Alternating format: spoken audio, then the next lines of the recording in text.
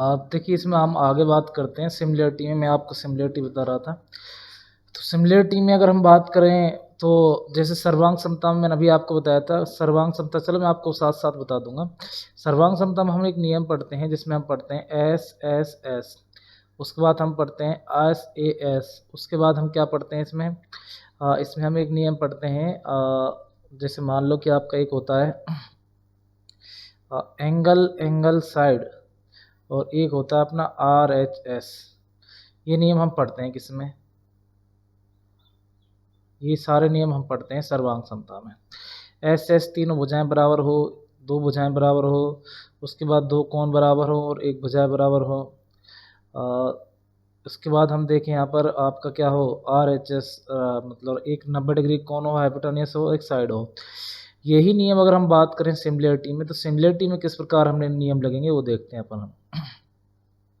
Similarity में जैसे मैंने दो त्रिभुज ले लिए अपने तुम्हारे सामने, जैसे मैं यहाँ पर बात करूँ ए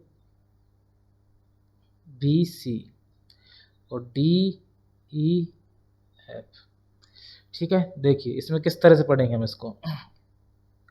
सबसे पहले मैं आपको बता रहा हूँ, देखिए कि आपकी ए बी साइड, ये वाली साइड, इसमें जो सबसे पहले थ्योरम है आपकी 11 में, वो सबसे पहले थ्योरम में जो आपको बताने जा रहा हूँ, थ्योरम और भी मैं आपको बताऊंगा, बट पहले सबसे पहले सिमिलरिटी को समझना जरूरी है कि आपकी जो ए बी भुजा है, ए बी साइड, ये वाली साइड, ये वाली साइड आपके डी ई के अनुपात, ढंग से समझना जो मैं लिखने जा रहा हूँ। उसके बाद आपकी भुजा है बी सी, उसका ई एफ का अनुपात, उसके बाद आपकी साइड आएगी ये वाली,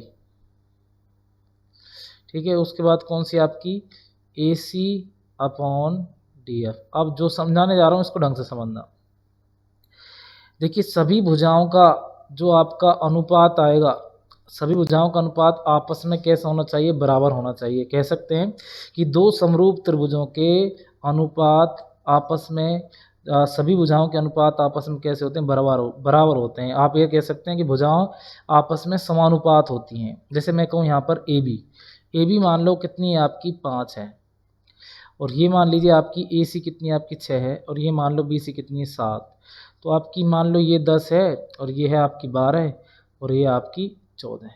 अब मैं सभी भुजाओं को रखूँगा यहाँ पर। ए बी का मान क्या है, ए बी का मान क्या है आपका 5, उसके बाद डी ई का मान क्या है, उसके डी के बाद 10, ऐसे ही बी सी का मान क्या है आपका 7, ई एफ का मान क्या है अपॉन में 14। सेम टू सेम बात करूँ मैं, ए सी का मान क्या है 6 और डी एफ का मान क्या है आपका, डी एफ का मान 12। अब अपन इसको चेक करें तो 5 एकम 5, 5 दूनी 10, उसके बाद 7 एकम 7 और 7 दूनी 14, 6 एकम 6, 6 दूनी 12। ये आ गया आपका 1/2 बराबर 1/2 बराबर 1/2। तो सभी भुजाएं आपस में आपकी समानुपात आ गई। जैसे ही आपकी सभी भुजाएं आपस में समानुपात आती हैं तो दोनों त्रिभुज आपके, त्रिभुज ए बी सी समानुपात यानी कि सिमिलर होगा किसके, डी ई एफ के। अब यहाँ से आप चेक कर लो, ये आपके त्रिभुजों के नाम एकदम सही आने चाहिए। देखिए स्टार्टिंग की दो भुजाएं ए बी, इधर से D E, A B upon में आएगा डी ई, आप यहाँ देखेंगे ए बी अपॉन में डी ई था आपका। उसके बाद देखिए बी सी अपॉन में आपका ई एफ आना चाहिए, बी सी अपॉन में ई एफ आप देख सकते हैं। उसके बाद देखिए आप ए सी अपॉन में आपका डी एफ आना चाहिए, ए सी अपॉन में डी एफ। अब मैं जो बोलने जा रहा हूँ उसे ढंग से सुनना तुम सभी। अगर बच्चा लोग आप लिखते हो ये ऊपर वाला, तो उसके बाद सेकंड नंबर पर देखिए, पहले नंबर पर ये, दूसरे नंबर पर आप ये लिखेंगे। जैसे ही आपकी दो त्रिभुजों की भुजाएं समानुपात हों तो उन दोनों त्रिभुजों के एंगल यानी कि कोण भी कैसे होंगे, बराबर होंगे। सिर्फ आप देखते जाओ, वीडियो को लास्ट तक देखना, मज़े से देखना, पक्का समझ में आएगा। देखिए कोण ए यानी कि इधर फर्स्ट वाला इधर के फर्स्ट वाले के बराबर होगा, कोण ए बराबर होगा कोण डी के, angle A equal angle D. ऐसे ही एंगल बी इक्वल होगा एंगल ई के। ऐसी बात करें एंगल सी इक्वल होगा किसके, एंगल एफ के। और ये सभी हम क्यों लिख सकते हैं, अपन कांग्रेंसी में क्या लिखते थे, अपन वहाँ पर लिखते थे by C P C T, congruent part of, ऐसे कह सकते हैं आप, corresponding part of congruent triangle, यानी कि दो सर्वांग सम त्रिभुजों के संगत भाग बराबर होते हैं। ये लिखते हैं कि इसमें सर्वांग समता में, लेकिन इसमें नहीं लिखेंगे, इसमें हमको क्या लिखना है, सी पी एस टी। यानी कि corresponding part of similar triangle, यानी कि दो समरूप त्रिभुजों के संगत भाग कैसे होते हैं, बराबर।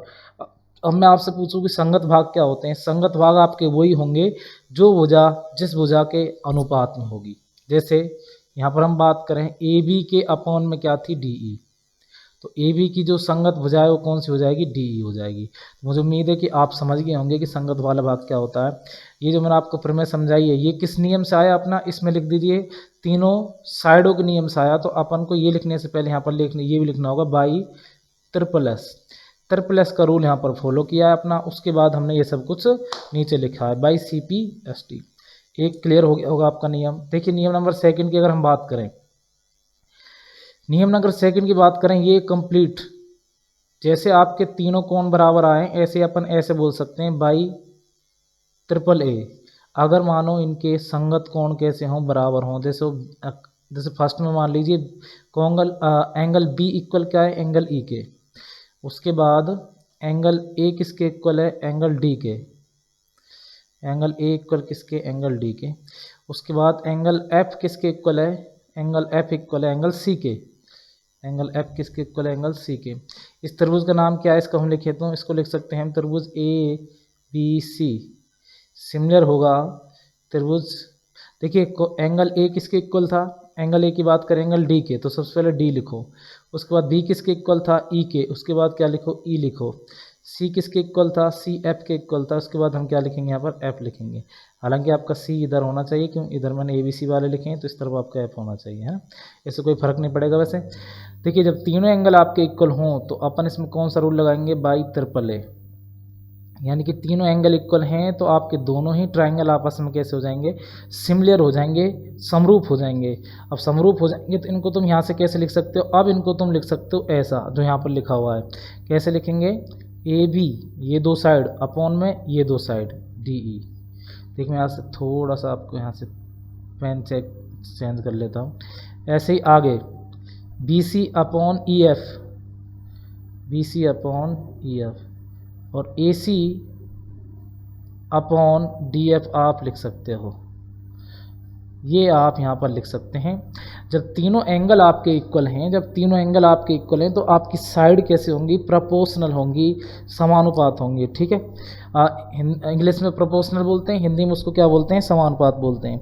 अच्छा नेक्स्ट अपन चलते हैं। तो नेक्स्ट की अगर मैं बात करूँ, देखिए इस अपन ट्रिपल ए के रूल को अपन डबल ए भी बोल सकते हैं। क्यों, मुझे बताइए। एंगल B अगर E के इक्वल है, एंगल A अगर D के इक्वल है, तो ट्रायंगल के तीनों कोणों का कुल मान कितना होता है, 180। अगर दो आपके इक्वल आ गए तो तीसरा आपको पता है ऑटोमेटिक बराबर आना ही आना है। जैसे मानो ये कितना आपका 70, ये कितना आपका 50, तो ये भी 70, ये भी कितना होगा 50।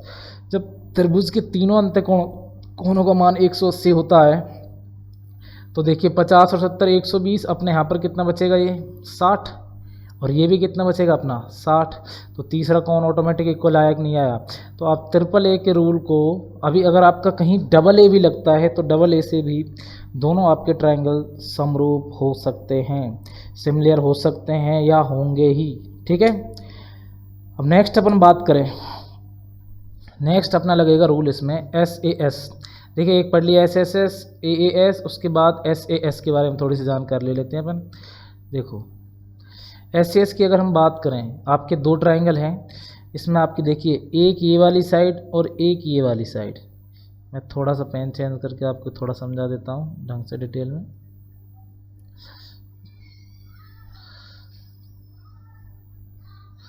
देखिए एक तो आपकी ये वाली साइड और एक आपकी ये वाली साइड, यानी कि जैसे AB अपॉन DE। ठीक है, उसके बाद बात करें अपन एक अपनी ये वाली साइड AC अपॉन DF बराबर AC अपॉन क्या है, DF है। ये दोनों साइड आपकी प्रोपोर्शनल है, इनका अनुपात अगर बराबर है और एक इनके बीच का कोण, बिल्कुल बीच का कोण होना चाहिए भाई, आंतरिक कोण, तभी बोलेंगे उसको SAS। कोण आपका आंतरिक होना चाहिए, आपका कोण इंग्लिश में बोले तो इंक्लूडेड एंगल होना चाहिए। अगर एक कोण इक्वल है आपका एंगल A इक्वल किसके, एंगल डी के, तब इसमें आपका लग जाएगा SAS। तो बाई SAS दोनों ही ट्रायंगल आपस में समरूप हो जाएंगे। दोनों ट्रायंगल आपस में कैसे हो जाएंगे, समरूप हो जाएंगे। मुझे पता, मैं थोड़ा यहाँ पर एक्स्ट्रा लिख दिया इस पेज में, आगे आने वाले क्वेश्चन आपको थोड़ा ढंग से समझ में आएंगे, वहाँ पर मैं इस चीज़ का ख्याल रखूँगा। ठीक है, अब चलते हैं अपन नेक्स्ट आगे की तरफ।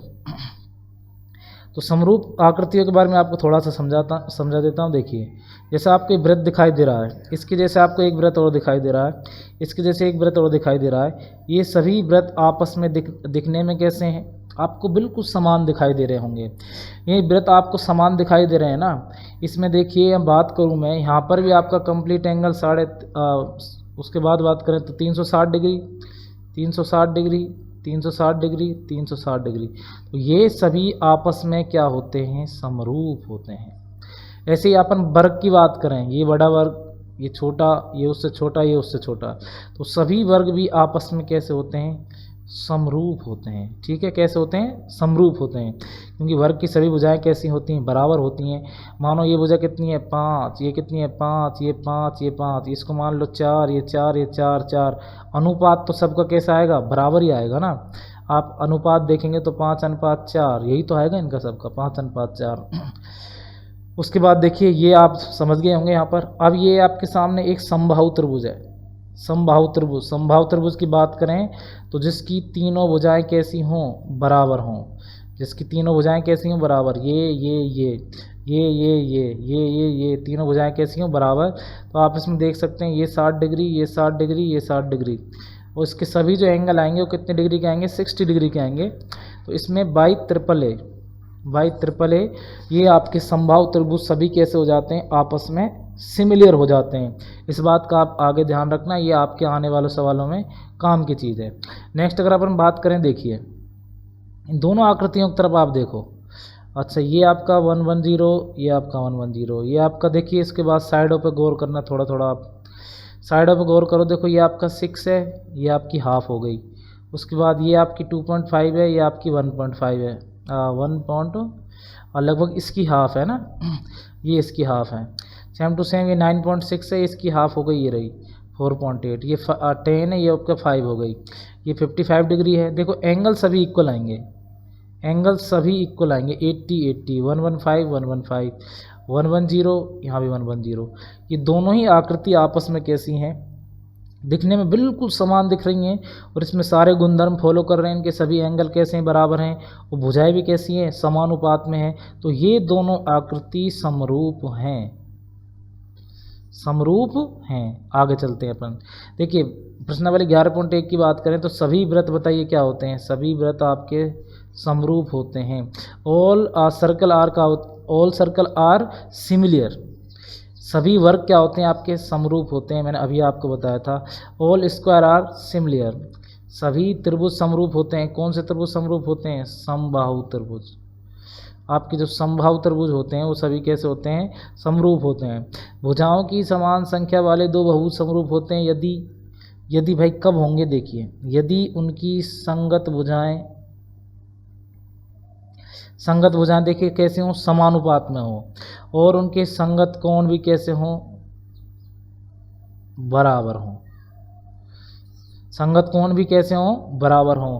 तो आपके जो बहुभुज, देखो मैं फिर से बोल देता हूँ, सभी आपके दो बहुभुज समरूप कब होंगे, उनके संगत कोण कैसे होने चाहिए, बराबर, और संगत भुजाएं भी कैसे होनी चाहिए, बराबर होनी चाहिए। अब देखिए, सत्य से लगाते हैं अपन। दो सर्वांग सम आकृतियाँ समरूप होती हैं। देखिए, दो सर्वांग सम आकृति अगर आपकी मानो, ये आपका एक ट्रायंगल है, त्रिभुज है, ये भी आपके एक ट्रायंगल है। ये अगर 5 है, ये 5 है, ये 5 है, ये 5 है, ये 5 है, ये 5 है, तो इसमें सर्वांग समता का रूल लग गया भाई, ट्रिपल एस लग गया ना। अब ट्रिपल एस से दोनों त्रिभुज क्या हो जाएंगे, आपके आपस में सर्वांग सम हो जाएंगे। अच्छा, इनका अगर हम अनुपात की बात करें तो इस भुजा के बटे में हम इस भुजा को रखेंगे तो 5/5 बराबर, इस भुजा के बजाय इसके रखें अपन संगत तो 5/5, 5 आगे हम 5/5। तो इन सभी का जो अनुपात आएगा वो क्या आ जाएगा, 1/1 बराबर 1/1 बराबर 1/1। या आप यहाँ देख लो 5 5 5 जो भी है, सभी समानुपात आ रही हैं, तो आप कह सकते हैं हाँ जब दो आकृति आपस में सर्वांग सम होती हैं तो समरूप भी होती हैं। ठीक है, नेक्स्ट उसके बाद ये सही है, दो समरूप आकृतियां सर्वांग सम होती हैं क्या? देखिए, जब दो समरूप आकृतियां होती हैं तो वो सर्वांग सम नहीं होती। सर्वांग समता में क्या है, आपकी सारी चीज़ें इक्वल होनी चाहिए। अगर ये 5 है, मैं इसको लिख दूँ 10, इसको लिख दूँ 10, इसको लिख दूँ 10, क्या ये बराबर है? सभी बराबर नहीं है, ये समरूप होंगी फिर। ठीक है, इसमें लिखिए नहीं। दो बहुभुज समरूप होते हैं यदि उनकी संगत भुजाएं समानुपाती हों। देखिए, दो बहुभुज समरूप होते हैं यदि उनकी संगत भुजाएं समानुपाती हों। ये बिल्कुल होंगे भाई, अगर उनकी संगत भुजाएं समानुपाती हैं तो होंगी। हालांकि अगर आप इसमें ये भी बोलना चाहें कि उसमें हमको एक कोण की भी ज़रूरत पड़ेगी तो आप बोल सकते हो। दो बहुभुज समरूप होते हैं यदि उनकी संगत भुजाएं समानुपाती हों एवं संगत कोण बराबर हों। बिल्कुल सही है, दो बहुभुज समरूप होते हैं यदि उनके संगत कोण बराबर हो। संगत कोण से ही काम नहीं चलेगा, संगत कोण से नहीं, हमें भुजाएं भी कैसी होनी चाहिए? समानुपात। तो ये गलत है। दो समरूप आकृतियों के कोई दो उदाहरण आकृति बना कर दीजिए। आप बना सकते हैं, दो समबाहु त्रिभुज या वृत्त आप बना सकते हैं। उसके बाद नेक्स्ट अपन बात करें तो आपकी कक्षा 10 के लिए एक थेल्स थ्योरम आती है जिसको इंग्लिश में अपन BPT बेसिक प्रोपोर्शनल, आप इसको बेसिक या शॉर्ट में बेसिक प्रोपोर्शनल थ्योरम बोल दो ना, बेसिक प्रोपोर्शनल थ्योरम, इसको इंग्लिश में बोलते हैं बेसिक प्रोपोर्शनल थ्योरम। और शॉर्ट में आप क्या लिखेंगे? इसको BPT, और या फिर इसका हिंदी में थेल्स थ्योरम भी बोल सकते हैं इसको, एंड आधारभूत आनुपातिक प्रमेय भी बोल सकते हैं। आधारभूत आनुपातिक प्रमेय देखिए मोस्ट है, कैसी है? बहुत ज़्यादा मोस्ट है, पेपर में डायरेक्ट पूछी जाती है, 6 नंबर की आती है। तो इसको थोड़ा भाई आप ढंग से क्लियर कर लेना, है ना। इसके बारे में अपन थोड़ा सा डिटेल में पढ़ेंगे, और डिटेल में कैसे पढ़ेंगे मैं आपको थोड़ा सा भी बता देता हूँ इसके बारे में।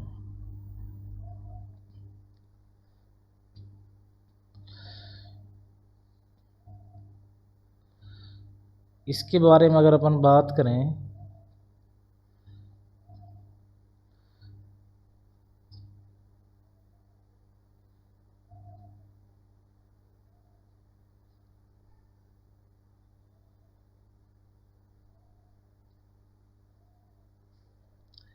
एक मिनट, ये तो सारा चित्र ही कुछ उल्टा पुल्टा हो गया इसमें, तो पता नहीं क्या हो गया यार। चलो सीधा जब काम की बात है मैं वो लिख लेता हूँ यहाँ से। आई थिंक ये कुछ ऐसा हो चुका है।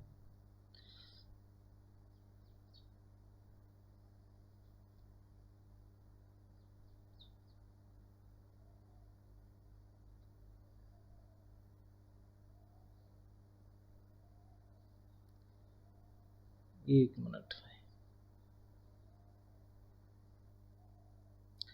देखिए हम थोड़ा सा क्वेश्चन नंबर को करने में थोड़ा सेट करने में प्रॉब्लम हो गई थी। अब मैं क्वेश्चन सेट कर चुका हूँ, आप अपनी स्क्रीन पर साफ साफ देख पा रहे होंगे। प्रमेय आपकी 11.1 जिसमें लिखा हुआ है कि किसी त्रिभुज की एक भुजा के समांतर खींची गई रेखा, देखिए ये आपकी यहाँ पर एक रेखा खींची है मैंने, ये DE। हालांकि आप यही चित्र यहाँ भी देख सकते हो, ये वाला, ठीक है। अच्छा, ये दोनों क्या है आपकी DE समांतर किसके? BC के। खींची गई रेखा त्रिभुज की शेष दो भुजाओं को प्रतिच्छेद करे। देखिए दोनों भुजाओं को प्रतिच्छेद कर रही है, एक कर रही है इस पॉइंट पर, एक कर रही है आपकी इस पॉइंट पर। करे तो ये दोनों भुजाओं को समान अनुपात में विभाजित करती है। अच्छा, समान अनुपात में विभाजित कैसे करती है? मतलब ये वाला, ये AD/DB हमको जो सिद्ध करना वो देखो इस तरफ लिखा हुआ है, हमको सिद्ध करना है, इसमें सिद्ध करना है AD/DB इक्वल AE/EC, ठीक है। अब मैं इसको सिद्ध करूंगा, आप थोड़ा सा इसको ढंग से देखना, थोड़ी मोस्ट है, बहुत अच्छी है, आपके काम की है। देखिए आपको क्या करना है, इसमें कंस्ट्रक्शन करना, रचना करनी है। आपको B से E को मिलाना है, इसको आपको B से E को मिलाना है। जो भी काम अपन रचना में करते हैं उसको रचना में लिखेंगे अपन, है ना। अच्छा, इसमें सबसे पहले रचना लिखिए आप, रचना। अच्छा, रचना में कौन सा काम आता है? जो अपन काम करते हैं अपनी तरफ से, तो देखिए रचना हमने क्या किया, बी से ई को मिलाया, ठीक है, बी को ई से मिलाया हमने। अच्छा, बी से ई को मिलाने के बाद देखिए हमको एक ज़रूरत और पड़ेगी इसमें, वो ज़रूरत क्या पड़ेगी, ई से इस ए डी पर हमें लंब डालना पड़ेगा। उसका मैं अभी आपको कारण बता दूंगा कि हमने ये लंब क्यों डाला है। ये आपको यहाँ से यहाँ तक लंब डालना पड़ेगा, और लंब आपका हमेशा कितने डिग्री का कोण बनाएगा, 90 डिग्री का कोण। दूसरा पॉइंट लिखिए इसमें हमने A B C D E, इसको क्या नाम दे दीजिए आप, एफ, ठीक है। ऐसे ही मैं आपको थोड़ा सा बता देता हूँ, रचना में आपने क्या किया है, ई एफ लंब डाला है किस पर, आपने ए बी पर, ए बी, आप चाहे ए बी लिखो चाहे ए डी लिखो, कोई दिक्कत नहीं है।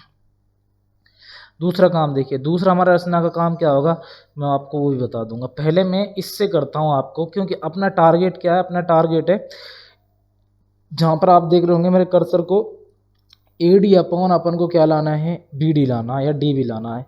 तो देखिए A D upon D B किस कंडीशन में आ सकता है, देखो इस कंडीशन में आएगा, मैं थोड़ा सा आपको बता देता हूँ।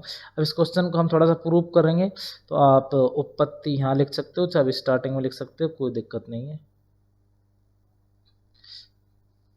इंग्लिश में इसको प्रूफ लिखते हैं, रचना को इंग्लिश में क्या लिखते हैं, कंस्ट्रक्शन लिखते हैं। देखिए उत्पत्ति की अगर हम बात करें, इसको हम कंस्ट्रक्शन लिखते हैं इंग्लिश में, और इसको लिखते हैं हम प्रूफ। देखिए बात करें तो आपको यहाँ पर दो त्रिभुज दिखाई दे रहे होंगे, त्रिभुज बी डी ई और त्रिभुज ए डी ई, इन दोनों से हमको यहाँ पर काम करना है। त्रिभुज, अच्छा ये सारा काम मैं इस तरफ लिख रहा हूँ भाई, अब मेरे को बहुत ज़्यादा ज़रूरत पड़ेगी यहाँ पर। त्रिभुज बी डी, अच्छा ऊपर हमको क्या लाना है, ऊपर हमको लाना ए डी। तो सबसे पहले आप किसका नाम लिखिए, त्रिभुज, इसको काट दीजिए, सबसे पहले लिखिए ऊपर वाले का, त्रिभुज ए डी ई तथा त्रिभुज बी डी ई से। अब इन दोनों त्रिभुजों से हम चलेंगे तो देखिए किस प्रकार से। मैं अब ए डी अपॉन आपको क्या लाना है, ए डी अपॉन को क्या लाना, डी। जो त्रिभुज आपका बना हुआ है यहाँ से यहाँ तक, देखिए इस तरह से,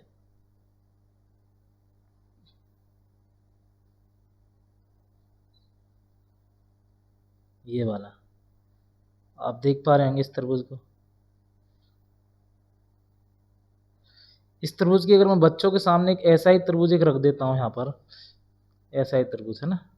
अच्छा ये बिल्कुल सीधी लाइन नहीं है, अच्छा, और इस तरह से एक अधिक कोण बना दिया मैंने यहाँ पर, है ना, ऑब्ट्यूज एंगल, और मैंने इस तरह से त्रिभुज बना दिया।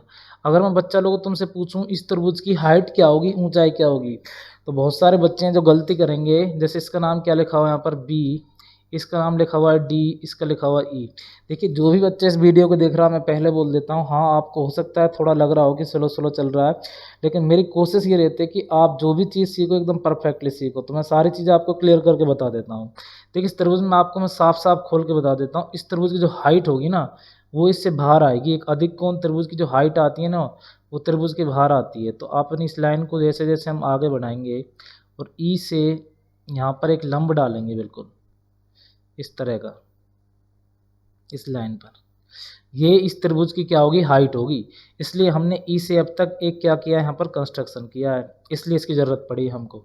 ठीक है, सब समझदार बच्चे जहाँ तक मेरी बात को जो मैं बोलना चाह रहा हूँ समझ गए होंगे, और नहीं समझे तो आप इस वीडियो को बार बार पीछे करो, फिर से देखो कि मैंने क्या बोला यहाँ पर और मैं क्या समझाने का प्रयास कर रहा हूँ। ठीक है, अब अपन चलते हैं नेक्स्ट आगे। तो देखिए भाई, अपन को अगर ये वाला ए डी इस डी बी के नीचे, यानी कि ये ऊपर और ऊपर और नीचे लाने, तो इसको अपन कैसे करेंगे, देखो आपको लिखना होगा त्रिभुज ए डी ई का क्षेत्रफल अपॉन त्रिभुज बी डी ई का क्षेत्रफल। अब दोनों त्रिभुजों के क्षेत्रफल को अगर हम अपॉन में करेंगे तो बताइए त्रिभुज का क्षेत्रफल क्या होता है, 1/2 आधार इंटू ऊंचाई। सेम टू सेम नीचे भी क्या होगा, 1/2 आधार इंटू ऊंचाई। ये तो आप सबको आना चाहिए। इसको हम लिख सकते हैं त्रिभुज ए डी ई का क्षेत्रफल बटे त्रिभुज बी डी ई का क्षेत्रफल। 1/, देखिए 1/2 से 1/2 कट गया, अब बात करें देखिए इसके आधार के बारे में। अच्छा, दोनों का आधार की अगर हम बात करें तो दोनों का जो आधार होगा ये होगा DE। दोनों का आधार क्या होगा? DE गुणा, अब ऊंचाई क्या होगी भाई दोनों की? अच्छा एक मिनट, इसको ऐसे करो, आपको आधार इसको मानो, AD को मानो, इस तरफ DB को मानो, क्योंकि ये दोनों अपन को ऊपर नीचे लाने हैं। तो इसको मैं थोड़ा सा यहाँ से मिटा देता हूँ DE को, वरना आपसे क्वेश्चन में जो प्रूफ करना हम चाह रहे हैं वो हम प्रूफ नहीं कर पाएंगे, क्योंकि अपन को ऐसे ही चलना होता है जैसे क्वेश्चन हमसे करवा रहा है। अपन को प्रूफ करना है तो वही चीज़ हम लिखेंगे यहाँ पर। तो देखिए अपना इसका जो ऊपर वाला त्रिभुज है इसका आधार होगा ये AD, इसका आधार होगा ये AD इनटू, और इस त्रिभुज की जो ऊंचाई होगी, इस त्रिभुज की तरफ आप गौर करो, इसकी ऊंचाई भी यही होगी, क्या होगी? FE। और सेम टू सेम इस त्रिभुज का आधार क्या होगा? BD गुणा, और इसकी ऊंचाई क्या होगी? इसकी ऊंचाई भी होगी FE। मैं फिर से आपको दोहरा देता हूँ, ये आपको त्रिभुज दिखाई दे रहा होगा, इसकी ऊंचाई भी यही होगी। एक अधिक कोण त्रिभुज की ऊंचाई उसके बाहर आपको मिलती है ना, इसकी ऊंचाई भी क्या होगी? यही होगी। हाँ, अगर आप चाहें तो इसकी ऊंचाई यहाँ से नहीं हो सकती, यही होगी बिल्कुल हाईएस्ट। अगर कोई बंदा इसके बीच में यहाँ पर लाइन डालता है तो देखिए ये थोड़ा ऊपर की तरफ जा रहा, ऊंचाई आपको यहीं से लेना पड़ेगी, तो इसकी ऊंचाई क्या होगी? आपकी FE। अब मुझे बताओ, FE से FE कट जाएगा और आपके पास यहाँ से क्या कंक्लूजन निकल के आया? आपके पास निकल के आया कि त्रिभुज ADE का क्षेत्रफल बटे त्रिभुज BDE का क्षेत्रफल बराबर क्या बचा अपने यहाँ पर? AD अपॉन में BD, समीकरण नंबर 1। अब इसको आप समीकरण 1 मान दो। अब यही काम आपको सेम टू सेम इधर करना है। अब आपको क्या करना है? इस D से और इस E को मिलाना है। हमारा ये काम है ये रचना का। अब त्रिभुज इधर से लेना है अपन को। अब D से इधर आपको एक लंब डालना है इस पर, ये हमने लंब डाल दिया एक, है ना। अब देखिए यहाँ पर इस रचना में आपको ये काम भी लिखना है। यहाँ पर क्या लिखेंगे अपन? D से, ये काम पहले ही लिखने हैं आपको, लेकिन मैं आपको साथ के साथ समझाता जा रहा हूँ इसलिए लिख रहा हूँ यहाँ पर। D से C को मिलाया और एक लंब हमने डाला किस पर? ABCDEF, इसको मान लो G, और DG हमने लंब डाला है किस पर डाला? ये डाला हमने AC पर, ये AC पर लंब डाला, इसलिए इसको अपन ऐसे लिखेंगे, है ना। जो काम हम अपनी तरफ से करते हैं उसको हम रचना में लिखते हैं। देखिए नेक्स्ट हम बात करें, अब त्रिभुज, इसमें फिर से वही त्रिभुज आएगा ADE। अब हम सेकंड बात करेंगे त्रिभुज ADE तथा त्रिभुज DEC से, त्रिभुज DEC से। देखिए दोनों त्रिभुज हम बात करें तो इस त्रिभुज की अगर हम बात करें तो इसका जो क्षेत्रफल होगा वही करना है अपन को। अपन को क्या है कि AE ऊपर लाना है और EC नीचे ले जाना है। तो पहले इस त्रिभुज का क्षेत्रफल यानी कि ADE का क्षेत्रफल बटे त्रिभुज DEC का क्षेत्रफल बराबर 1/2। आधार क्या होगा भाई? ADE का। अब आधार होगा AE, मैं सीधा लिख रहा हूँ भाई, है ना, AE गुणा ऊंचाई क्या होगी भाई? ऊंचाई होगी DG बटे, नीचे वाले की बात करें इस त्रिभुज की तो 1/2 DEC की बात कर रहा हूँ। आधार क्या होगा उसका भाई? EC होगा, ये वाला आधार होगा, और ऊंचाई क्या होगी भाई? FC होगी।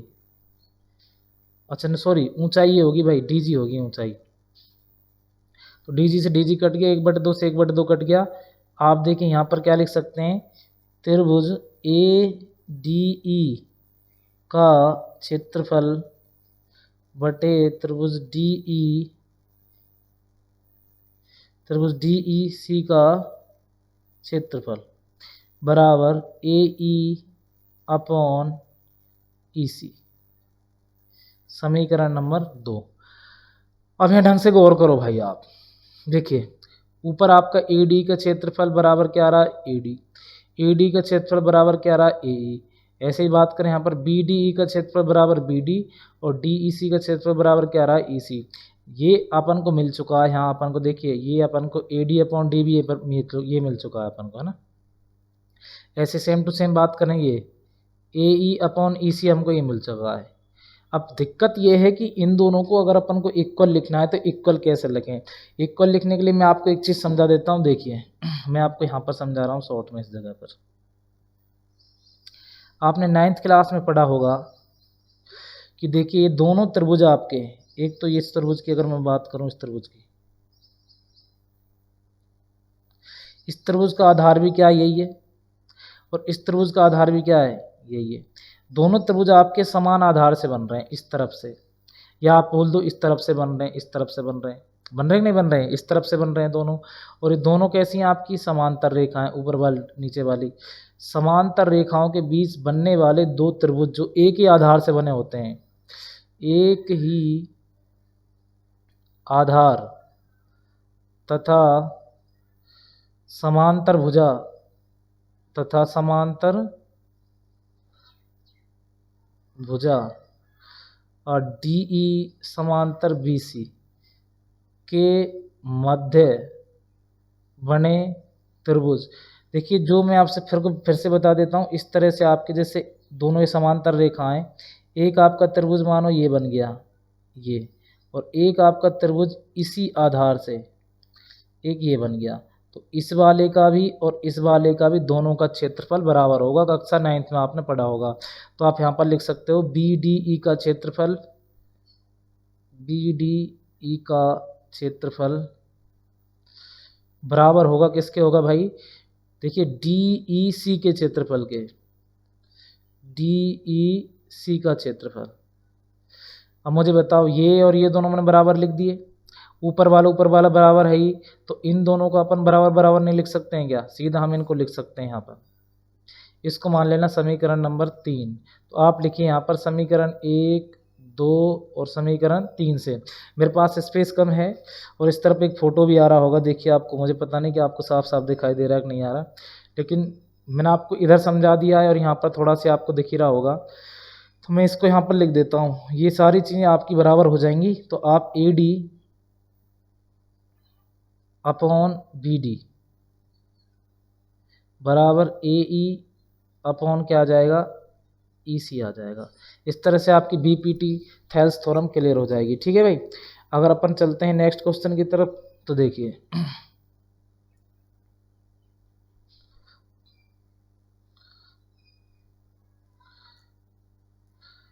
इसका विलोम है, यदि एक रेखा, देखिए इसकी विलोम के बारे, इसके विलोम के बारे में बात करें, यदि एक रेखा किसी त्रिभुज की दो भुजाओं को समान अनुपात में विभाजित करे तो यह तीसरी भुजा के समांतर होती है। रेखा L त्रिभुज ABC की, ये कुछ अपन को दे रखा है, इस तरह से अपन को चित्र बनाना है। देखिए इसको मैं थोड़ा सा फास्ट आपको समझा देता हूँ। इस तरह एक त्रिभुज है, ये क्या एक त्रिभुज हो गया, ये A हो गया, ये B हो गया, और इसको मैं मान लेता हूँ इधर C, ये C हो गया। इसमें एक रेखा L त्रिभुज ABC की भुजा AB और AC को D और E, देखिए एक भुजा है इसमें, ये जिसका नाम क्या है, इसका नाम है L, ये इसको कहाँ काट रही है, D और E पर। इस प्रकार काटती है कि AD अपॉन DB बराबर AE अपॉन क्या है, EC है। ये अपन को क्या है दिया हुआ है। देखिए ये थोड़ा इंटरेस्टिंग नहीं है, बहुत वैसी है, थोड़ी सी बेतुकी सी, फिर भी आप समझने की कोशिश करना। तो अपन को प्रूफ क्या करना है, प्रूफ ये करना है कि ये एक दूसरे के समानुपात ही आएंगी, ये वाली समानुपात ही आएंगी, इस तरह से आएंगी। कहने का मतलब है कि DE और पैरेलल क्या होंगी, BC। विभाजित करे थे तीसरी भुजा के समांतर, हाँ विभाजित करे थे तीसरी भुजा के समांतर दिया हुआ है, ये अपन को दिया हुआ है। तो प्रूफ अपन को क्या करना है कि ये वाला जो पॉइंट है ना, ये AE अपॉन में EC ही क्यों आ रहा, ये अपन को थोड़ा सा प्रूफ करना है। चलो भाई इसके बारे में बात कर लेते हैं कि मानो भाई ये D से ये लाइन अपनी D पर ना आकर के कहाँ रही है, ये अपना कहाँ पर आ रहा है, F पर आ रहा है, इस जगह। ये मैंने यहाँ पर थोड़ा सा कंस्ट्रक्शन कर दिया है, ये तो हमको दिया हुआ है, इसको समीकरण 1 मान लो आप। अब देखिए आपको क्या मानना है कि भाई ये नहीं, हमारा क्या है कि DF समांतर क्या है, BC है, हम E को नहीं मान रहे हैं। अब डी एफ समांतर अगर ई सी है तो आपको क्या मानना पड़ेगा, आपको मानना पड़ेगा A D upon D B बराबर ए एफ अपॉन क्या मानना पड़ेगा आपको, एफ सी। ठीक है भाई, इतना हमने मान लिया, कोई दिक्कत नहीं, कोई फर्क नहीं पड़ता। इसको मान लो आप समीकरण नंबर 2। अब मुझे बताओ, यहाँ पर A D upon D B लिख रहा है, ये भी अपना A D upon D B लिख रहा है, इसके बराबर ये, इसके बराबर ये, तो क्या दोनों बराबर नहीं हुए? ये दोनों बराबर हो गए ना, अपन को दोनों बराबर लिख देंगे समीकरण नंबर 1 व समीकरण नंबर 2 से। 2 से अगर इनको लिखेंगे तो हम ए ई अपॉन ई सी बराबर A F upon F C, ये हमने लिख दिया यहाँ पर। ये अगर हमने लिख दिया यहाँ पर तो मुझे बताओ, दोनों तरफ अगर कोई काम करते हैं हम, जैसे मानो कि ये अपना 5 बराबर 5 लिखा हुआ है, इस तरफ अगर मैं 1 जोड़ दूं, इस तरफ भी अगर मैं 1 जोड़ दूं, तो क्या समीकरण पर कोई फर्क पड़ेगा? 6 बराबर 6, अब भी तो बराबर ही आएगा। तो अपन को क्या करना है, दोनों तरफ 1 जोड़ना है, और उसका कारण मैं बता दूंगा क्यों जोड़ा है मैंने। दोनों तरफ जैसे ही आप 1 जोड़ेंगे तो ये आपका आ जाएगा, देखिए इसके अपॉन में 1 मान लो, इसका अपना लेसा क्या आएगा, ई सी। इसके इससे अपन डिवाइड करेंगे, अगर ये भी 10वीं क्लास के बच्चों को नहीं आते तो बहुत ज़्यादा विपता की बात है। ये बन जाएगा अपना ये इस तरह से, प्लस ये बन जाएगा अपना A F upon F C plus, और इस तरफ आएगा अपना एफ सी। देखिए ई सी और ए ई, मैं बात करूं ई सी यहाँ से यहाँ तक, और ए ई को जब तुम जोड़ोगे तो क्या बनेगा आपका, कंप्लीट। थोड़ा गौर करना, आपका बनेगा ए सी। ऐसे ही नीचे क्या लिखा हो आपका, ई सी। इधर ए एफ और एफ सी, इनको जोड़ेंगे तो क्या बनेगा, ए सी बटे में क्या आएगा, एफ सी। अब देखो मुझे इस तरफ भी ए सी, इस तरफ भी ए सी से ए सी कट गया, ऊपर आ जाएगा 1 1। आप वज्र गुना करेंगे, इसका गुना इससे, इसका गुना इससे। जब इसका गुना इससे होगा तो इसको हम क्या लिख सकते हैं, मैं थोड़ा यहाँ लिख रहा हूँ, यहाँ फोटो होगा मेरा, तो इस तरफ आप लिख सकते हो एफ सी बराबर, इसका गुना इससे होगा, इसको क्या लिख सकते हैं अपन, बराबर ई सी। तो देखिए एफ सी, एफ से लेकर सी तक और ई से लेकर सी, ये एफ से यहाँ से लेकर सी तक और ई से लेकर सी तक आपस में आपके कैसे आ रहे हैं, इक्वल आ रहे हैं। अच्छा, ये कब संभव है, ये जब ही संभव है जब ई और एफ दोनों आपके बिंदु आपस में संपाती हो। संपाती मतलब जो आपके बिंदु एक ही लाइन पर, इस जगह पर, इसी जगह पर स्थित हों। तो आप क्या लिख सकते हैं यहाँ पर, ये तभी संभव है जब एफ और ई क्या हो, आपस में संपाती हों। अतः ई सी, अतः अपन क्या लिख सकते हैं, ए ई अपॉन में क्या लिख सकते हैं, ई सी लिख सकते हैं, ये वाला सिस्टम। यानी कि ये कंप्लीट, इसको आप नीचे लिख देना। कैसे लिखेंगे आप, एफ और ई, एफ और ई आपके ये तभी संभव है जब दोनों अगर बराबर हैं, कि जब दोनों कैसे हों, संपाती बिंदु हों। ठीक है, इतनी सी बात आपको यहाँ पर लिखनी है, बाकी ये चीज़ें बुक में भी लिखी हुई हैं, आप देख सकते हैं वहाँ पर। अब देखिए मैं करता हूँ 11.2 का क्वेश्चन नंबर, अब बात करते हैं, अब क्वेश्चनों की तरफ थोड़ा सा बढ़ लेते हैं।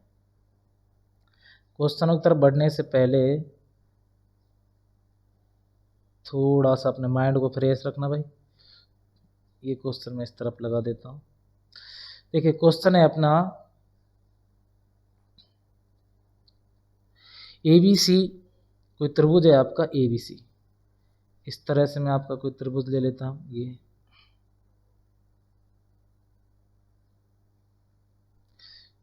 A B C. A B C की भुजाएं ए बी व ए सी पर क्रम से डी ई बिंदु इस प्रकार स्थित हैं। देखिए डी और ई इस प्रकार स्थित हैं कि डी ई पैरेलल किसके हैं, ये समांतर किसके, बी सी के। एक मिनट, थोड़ा सी गलती हो गई यहाँ पर। डी ई समांतर किसके, ये अपने बी सी के। तो सिद्ध कीजिए पहला वाला, ए डी बराबर 6, डी बी बराबर कितना है 9, और ए ई बराबर कितना है 8। तो ए सी का मान हमको ज्ञात करना है। देखिए ए डी कितना है 6, डी बी कितना है 9, ए ई कितना है आपका 8। तो ए सी का मान हमको ज्ञात करना भाई, ये यहाँ से यहाँ तक हमको ये मान अपन को ज्ञात करना है। मुझे उम्मीद है क्वेश्चन बहुत ज़्यादा इजी है, आपको समझ में आसानी से आ जाएगा। अच्छा, तुम्हें वो बात तो ध्यान होगी कि अपन ने जो बीपीटी की थी, बीपीटी से अपन क्या है कि अगर किसी त्रिभुज में आपको पता हो आधार के समांतर अगर अपन एक लाइन बीच में डाल देते हैं, दोनों साइडों को जो प्रतिच्छेद करे, तो अपनी जो साइड होती हैं जैसे A D upon D B, A equal E C आपका आएगा ही आएगा, ये तो सबको पता है। ऐसे ही अपन इसको क्या लिख सकते हैं, इस बड़ी वाली भुजा को कंप्लीट को एक साथ ले सकते हैं, ए बी अपॉन इधर अपन के पास देखो ये ए ई साइड दी हुई है, तो इधर की ऊपर की साइड यूज करो ए डी। मैं फिर से बता देता हूँ आपको, बड़ी वाली साइड के अपॉन में आप इस छोटी को, इस बड़ी वाली साइड के अपॉन ज़रूरत के हिसाब से आप इसको, ऐसे ही इस तरफ आप ए ई को या फिर ई सी को अपॉन में मान सकते हैं। अब जैसे मैंने इस तरफ बड़ी वाली साइड ए बी ली है, इस तरफ भी मैं क्या लूँगा, ए सी लूँगा, अपॉन में क्या मानूंगा, ए ई मानूंगा, बराबर ए बी का मान क्या है, देखिए 9 और 6 टोटल कितना हो गया, 15। ऐसे ही अपना बात करें, ए डी का मान दे रखा है 6 है, बराबर ए सी का मान हमको पता नहीं, x मान लो, और ए ई का मान हमको क्या दे रखा है, 8 दे रखा है। हमको x का मान ज्ञात करना है, वज्र गुना करो, 6 गुना 1 मिनट, 6 गुना x बराबर ये हो जाएगा 15 गुना 8। देखिए 6 से आपस में ऐसा करो, 6 को इसके बटे में भेज दो, 6 से आपस में 3 दूनी 6 और 3 पंजे 15, ये से कर जाएगा 4 बार और 5 चौक 20। इसका उत्तर आएगा 20 सेंटीमीटर। ये पहले वाले का उत्तर हो जाएगा इसमें, है ना। दूसरे की अगर हम बात करें तो इसको मैं थोड़ा सा हल्का सा मिटा देता हूँ, जो भी कुछ हमने किया है। आप चाहो तो इनकी स्क्रीनशॉट लो, चाहे कैसे भी करो, आप मस्त रहो, चाहे प्रैक्टिकली करो, कैसे भी करो। अब देखिए जो नई अपने पास वैल्यू है सेकंड नंबर, ये तो अपने पास टी बराबर ये तो रहेगा ही। अब खाली थोड़ी सी वैल्यू चेंज हो जाएंगे यहाँ पर। देखिए अब दे रखा अपन को ए डी कितना दे रखा, 4, और डी वी कितना दे रखा, 13। ऐसे ही अपना ए सी कितना दे रखा है, कंप्लीट यहाँ से यहाँ तक दे रखा है अपन को, ये दे रखा है 20.4। तो ज्ञात क्या करना है, ई सी ज्ञात करना है भाई, ये अपन को ज्ञात करना है। तो देखिए टोटल, इधर टोटल दे रखा तो इधर टोटल का यूज कीजिए, ए बी अपॉन, अब देखो ये निकालना है ना, तो इसको इसके अपॉन में मानो डी बी। मैंने कहा था कि आपको धीरे धीरे समझ में आने लग जाएगा। ए सी अपॉन इधर ई सी को मानो, बराबर ए बी का मान क्या, टोटल 13 और 4 कितना हो जाएगा आपका, ये हो जाएगा 17। ऐसे ही आपका डी बी का मान क्या, 13 है, बराबर ए सी का मान क्या आपका 20.4। ई सी के बारे में पता नहीं, एक्स मान लो। तो आप देखेंगे यहाँ पर 17 गुना एक्स, वज्र गुना कर देंगे, 13 गुना 20.4, तो एक्स बराबर 13 गुना 20.4 बटे 17, 17 से कट जाएगा, 17 कम 17, बचा आपका 3 और 17 दूनी 34, 1.2 बार। अब 1.2 का आप 13 से गुना करेंगे तो देखिए कितना आ जाएगा अपना, 12 दून 24, 12 3 36, हासिल लगे 3, 12 कम 12 और 3 15, एक संख्या छोड़कर पॉइंट, एक संख्या छोड़कर पॉइंट लगा दो, ये उत्तर आ जाएगा 15.6 सेंटीमीटर। इस तरह से आपका क्वेश्चन नंबर 2 हो गया। क्वेश्चन नंबर 3 की तरफ अगर चले तो देखिए ए डी का मान 7 है, डी वी का मान 4 है। जैसे मैंने एक क्वेश्चन किया, आप सेम टू सेम करने की कोशिश करो, एक क्वेश्चन आपका आ जाएगा। क्वेश्चन नंबर 4 में आप डायरेक्ट आपको करा रहा हूँ, एक एक क्वेश्चन देखो, तुम्हें पता है नहीं कराए जा सकते क्योंकि वीडियो बहुत लंबा बन जाएगा। तो मैं अब आपको सीधा चौथा क्वेश्चन करा रहा हूँ इसका। चौथा क्वेश्चन कह रहा अपना, यदि ए डी बराबर कितना हो, 4x माइनस 3 हो, कितना हो, 4x माइनस 3।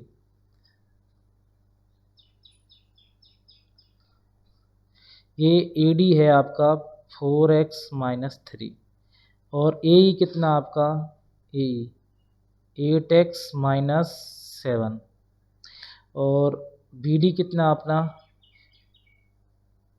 3x माइनस 1, और सी कितना अपना 5x माइनस 3। तो x का मान ज्ञात कीजिए। तो किसका मान ज्ञात करना है, x का मान ज्ञात करना है हमको, ठीक है। तो देखिए x का मान निकालते हैं। आपको पता है कि हम क्या लिख सकते हैं, A D upon D B, और ए ई अपॉन क्या लिख सकते हैं, ई सी। अच्छा, इसके सब का पीछे एक रीजन और लिख सकते हैं अपन, ये क्यों लिखते हैं हम, by PPT basic proportional theorem, क्योंकि जब DE समांतर किसके BC के तो अपन ऐसा लिख सकते हैं, ठीक है, बाई BPT। अब AD का मान क्या है, AD का मान है 4x माइनस 3 और DB का मान क्या अपना 3x माइनस 1 बराबर AE का मान क्या अपना 8x माइनस 7 और EC का मान क्या अपना 5x माइनस 3। देखिए नेक्स्ट इनका क्रॉस बजर गुना होगा भाई यहाँ पर, है ना, इसका गुना इससे करो, सीधा करो, 5 चौक 20 और 20x स्क्वायर। उसके बाद इससे करेंगे 4 तिया 12 है, माइनस का 12 है x। उसके बाद 3 का गुना 5 से करो, 5 तिया 15 माइनस का 15x। उसके बाद सीधा 3 का गुना कर 3 से करो, प्लस 3 तिया 9, माइनस माइनस प्लस हो जाएगा, बराबर इधर गुना कीजिए 3 तिया 9 और x स्क्वायर, 7 तिया 21 माइनस का 21x। ऐसे अगर हम आगे बात करें तो माइनस 1 गुना 3 करेंगे तो हो जाएगा माइनस का 3x। ऐसे आगे बात करें माइनस 7 गुना माइनस 1, ये हो जाएगा प्लस का 7। अब देखिए एक्स स्क्वायर एक तरफ कर लो आप, इसको अगर इधर लाएं अपन 20x स्क्वायर तो माइनस 9x स्क्वायर, सारी वैल्यू एकदम सही होनी चाहिए, उत्तर अपना मस्त आ जाएगा, कोई दिक्कत नहीं है। अगर यहाँ पर अपन बात करें अपन टोटल, ये माइनस का 12x माइनस का 15x, टोटल कितना हो गया अपना, ये अपना टोटल हो गया माइनस का 27x। और देखिए प्लस का 9 अपने पास है ही। अच्छा इस तरफ इसको लेके आओ, माइनस के 21 को इस तरफ लेके आएंगे माइनस 21 को, तो ये क्या बन जाएगा, ये बन जाएगा अपने पास प्लस का 21x बराबर, अच्छा ये माइनस का x 3x भी यहाँ पर, तो माइनस 3x को और लेके आओ तुम इधर, ये भी क्या बन जाएगा अपने पास प्लस का 3x बराबर, इधर क्या बचेगा अपने पास 7 कहीं रहने दो बस, उसको हम खत्म करेंगे धीरे धीरे, तुम देखते जाओ। 7 को भी अंदर ले आओ, 7 जब अंदर आएगा ये तो माइनस में हो जाएगा और बराबर क्या लिख दो यहाँ 0। अब मुझे बताओ 20x स्क्वायर में से 9x स्क्वायर जाएंगे तो आपके पास बचेगा क्या, सोचो और सोच करके जवाब देने की कोशिश करो। जवाब तो तुम क्या दोगे यार, इसमें मैं तुमसे पूछ रहा हूँ। अच्छा इसमें से जब अगर तुम्हारे ये जाएंगे तो देखिए यहाँ पर से मैं थोड़ा सा एक बार देख और लेता हूँ, कोई मिस्टेक नहीं है। ये अपना है, ये सॉरी ये 8x माइनस 4 है, ये थोड़ी सी गलती हो गई हमसे, तो ये हो जाएगा 8 तिया 24, तो 8 तिया 24 ये मैंने कहाँ पर लिखा है, सबसे पहले मैंने कौन सा लिखा है, ये लिया है, उसके बाद मैंने 3 तिया 9 कर दिया था गलती से, ये 8 तिया 24 है, 24x स्क्वायर है ना, 5 चौक 20, तो ये अपना 24x स्क्वायर है। यहाँ पर अपने बचेंगे माइनस के 4x स्क्वायर, अपने यहाँ पर देख रहे माइनस का 27x है और ये प्लस का 3, ये प्लस का 4, टोटल कितना हो गया, ये हो गया 24x। अब 24x 27x में से जाएगा, देखो फिर से देख लो एक बार इसको तुम, यहाँ पर कोई मेरे को कुछ लग रहा है डिफरेंस हल्का फुल्का सा हुआ है, 7 तिया 21x आ गया। उसके बाद यहाँ पर बात करें हम 8 एकम 8, हाँ इसको 3 मान लिया था मैंने गलती से ना, ये 3 लिख गया, ये 8x आएगा इधर। और इनकी हम टोटल बात करें 8x और ये कितना हो जाएगा टोटल 29x हो जाएगा। अच्छा 29x को मैं इधर ला रहा हूँ तो ये अपना क्या मानना पड़ेगा मुझे 8x, ठीक है भाई। उसके बाद देखिए हल्की सी कैलकुलेशन में ये मुझे 3 दिख गया था, उसकी वजह से कैलकुलेशन थोड़ी मिस्टेक, एक बार चेक कर लेता हूँ।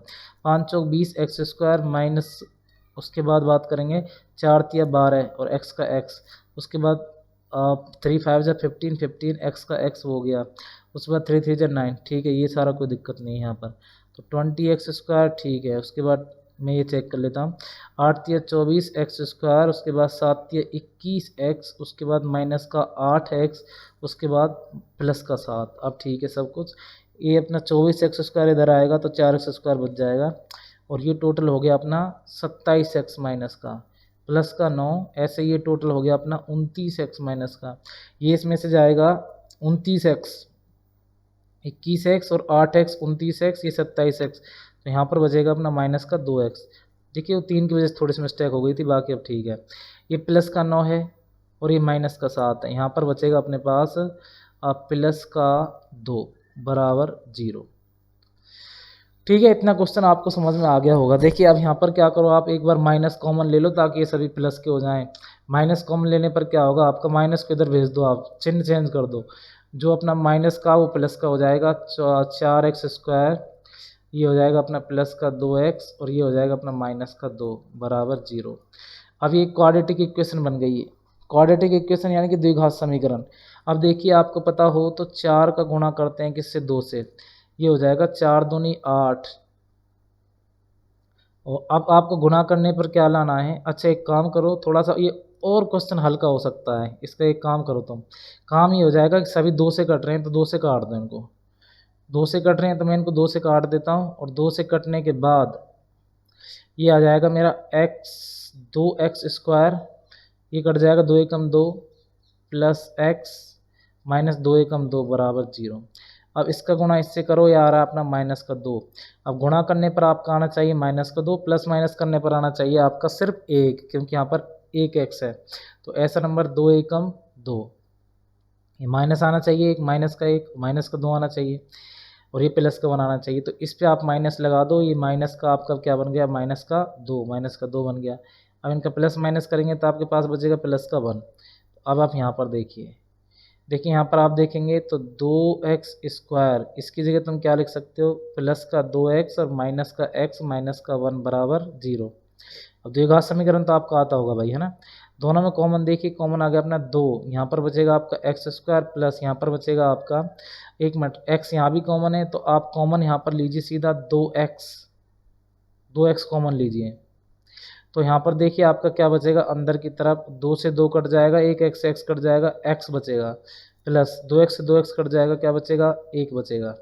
ऐसे आप यहाँ पर आपको x प्लस 1 ही लाना है ब्रैकेट के अंदर, तो कॉमन ले लो आप यहाँ पर, कॉमन -1 ले लो, माइनस माइनस कट जाएगा, x का x रहेगा, माइनस माइनस प्लस और 1 बन जा 1 बराबर 0।